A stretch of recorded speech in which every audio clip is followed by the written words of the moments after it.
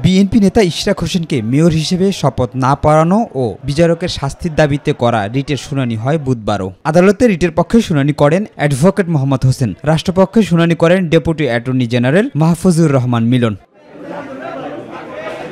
ইশরাক হোসেনের পক্ষে শুনানি করেন ব্যারিস্টার মাহবুব উদ্দিন খোকন ও ব্যারিস্টার কায়সার কামাল। আইন অনুযায়ী আদালত তাপসের গ্যাজেট নোটিফিকেশন মেয়রশিপ বাতিল করেছে সাক্ষী প্রমাণ নিয়ে এবং ইঞ্জিনিয়ার ইশরাককে মেয়র ঘোষণা করেছে। আদালতের নির্দেশেই 10 দিনের ভিতর নির্বাচন কমিশন গ্যাজেট করেছে।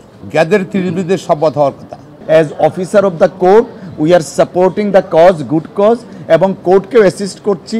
আমরা প্রত্যাশা করছি এলএমই সার্টিফাইড বিশ্বসেরা কপারে তৈরি ওয়ালটন কেবলস, যা আপনার স্থাপনাকে রাখবে সব সময় নিরাপদ।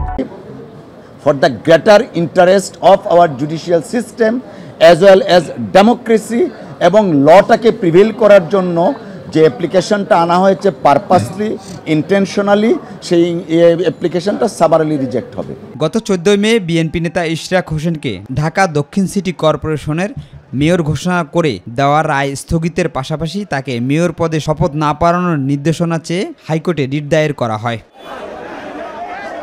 শিমুল খান, মাই টিভি, ঢাকা।